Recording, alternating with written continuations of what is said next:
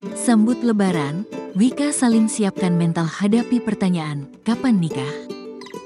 Pedangdut Wika Salim selalu menantikan hari raya penuh sukacita. Sebab, di momen itu ia berkumpul dengan keluarga. Lebaran itu yang aku nantikan ya keluarga sih. Cuma saat itu bisa kumpul dan merasakan kehangatan sama keluarga besar, kata Wika Salim ketika ditemui di kawasan Cawang, Jakarta Timur, Rabu, tanggal 3 April tahun 2024.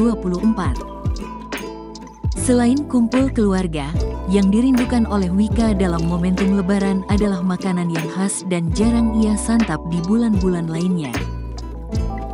Ketupat sama opor kuah suka, biasanya mama yang masakin, kalau aku siapin yang lainnya, ucap wanita berusia 32 tahun itu.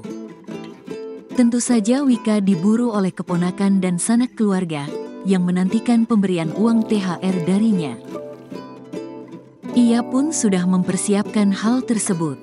Di sisi lain, Wika Febrina Putri juga sudah menyiapkan mental menghadapi pertanyaan kapan nikah.